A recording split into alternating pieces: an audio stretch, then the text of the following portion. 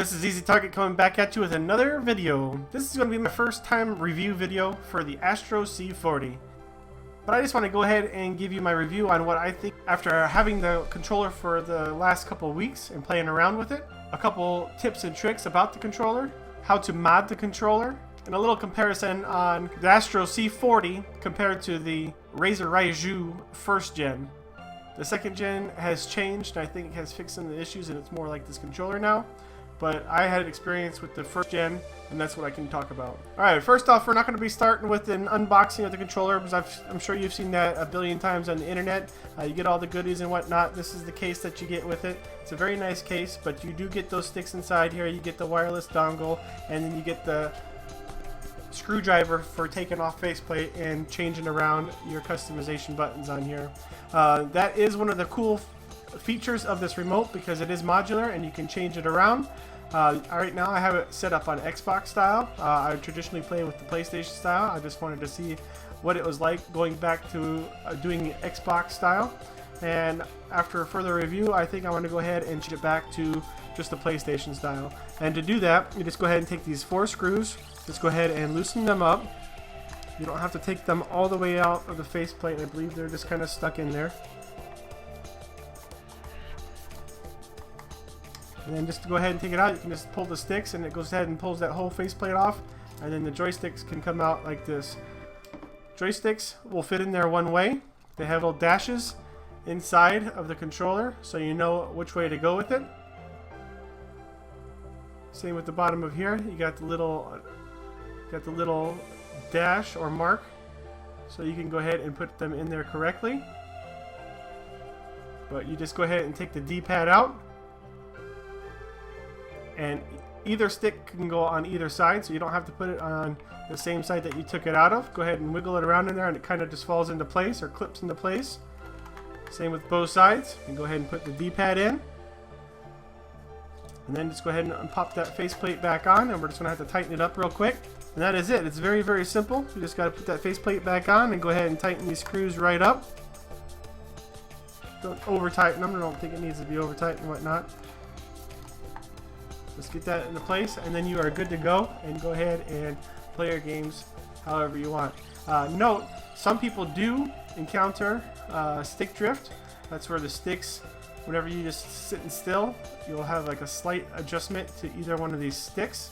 And an easy way to fix that is just go ahead and push this back button right here, hold it till it vibrates, wait a second, press it again, don't push any other buttons, push this one again, hold it until it vibrates again for 2 times, and then you're good to go, and your stick positions will reset and they should be neutral, as long as you're not going like this whenever you're resetting it. If you want to go ahead and reset the whole controller, you can go ahead and push this button and wait for it to vibrate 3 separate times, and then on that 3rd time it'll completely reset your controller. You can try that again if you're having issues with the drifting issues and whatnot.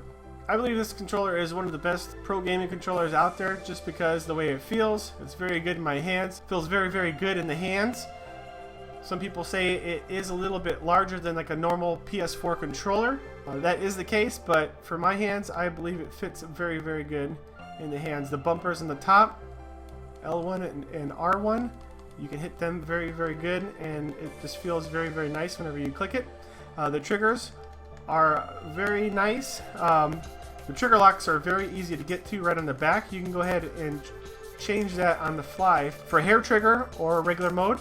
Something like Fortnite that I have played a lot, or whenever you jump into a vehicle, you can't go all the way. Maybe sometimes it'll just inch forward or won't go at all because you have the trigger stops on, and you'll have to just throw those off and then go ahead and get to driving, and then once you pop back out, maybe you can go back to hair trigger mode. One thing I did like about these hair trigger modes is you can't see it, but whenever you're pressing down on this and it is in the hair trigger mode, it feels like if I put enough pressure onto that, I can go ahead and break the mechanism inside. I haven't seen anybody really say anything about that, but it does feel like if I just smash on that sucker, or just over time from smashing on it from playing in games, that it may break inside there. So I don't know, that's not modular. I don't know how easy that would be to replace. And that's the same on both sides, but I don't think it'll be too big of an issue unless you're just like Superman and you're just smashing on those triggers like crazy. To remap these buttons on the controller, it is very, very simple as well. You just go ahead and push the remapping button on the back here until it vibrates one time. Whenever it vibrates that one time, click the button that you want to reprogram. So that would be one of these back buttons here, and then go ahead and click the associated button that you want to link up to that button. For me, I have X on left and I have circle on the right one. Depending if you're playing Fortnite, Apex Legends, seems to work out pretty well. Plus, you can have two different profiles just by go ahead and switching the top little switch right here. It's very, very nice. So if you're playing Fortnite and you like it one specific way, go ahead and set up all your buttons, then switch it on over, and then you can set it up the other way. You can go ahead and set this up on the computer as well, if it feels more comfortable to you, just using the little drop-down boxes and whatnot on there. You can just go ahead and specify which buttons you want to go where. And for some reason, if you want to deactivate these buttons on the front face, just go ahead and push the program button on the back. Go ahead and push one of the buttons that you want to deactivate on the front face, so probably X and O, like what you program on the back. And then go ahead and press one of the back buttons to program for this button. So since the back button is originally programmed for nothing, it programs nothing to the X in the circle button. So that could be nice if you're just trying to learn and not use these buttons over here and you just want to go ahead and use the back buttons. You can disable those. Otherwise, if you have it enabled and you go to press it, it won't hurt anything because you're going to go ahead and do what you're normally meant to do. You're just may frustrate you because you're taking your fingers off the sticks, and that's not what you want to do. That's the whole reason about having this controller, so you're not taking your fingers off the sticks and you're just using back buttons as much as possible. Also, some people do complain about no third and fourth buttons on this controller, like the YT-EAZYTARGET and the Scuff controllers and all the other modded controllers out there usually have about 4 buttons. I don't find it that big of a problem. I'm not a pro gamer. I'm just a casual person that plays a lot of video games. So the 2 back buttons are the major ones for me. I really wanted those just so I can keep my fingers on the sticks whenever I'm jumping and aiming. So this is very good to me. Compared to the YT-EAZYTARGET, I love the back paddles right here versus being on the YT-EAZYTARGET whenever there are kind of like triggers. But on the new version of the YT-EAZYTARGET, they did upgrade to something like this as well. So this is basically kind of like a clone from that one. One thing I didn't like about YT-EAZYTARGET is that whenever you went to go order and you're on US, you cannot order them, or you couldn't order them at the time whenever I was trying to get them. Very disappointing, so you have to go on eBay or a third-party site and go ahead and pay extra money just to go ahead and get that controller sent to you. As far as setup goes with this controller, it is very simple. All you have to do is plug into the PlayStation or plug it into the PC. On the PlayStation, it was just plug and play right away. For the PC, it didn't work until I got the software onto the computer, and then it started working for me. It says that you can just go ahead and plug the cable right in and it will work right away, but I did not find that to be the case. The texture on the controller is very, very nice. It's kind of like a matte feel, kind of like a little rubberized feel. Feels very, very good in the hand.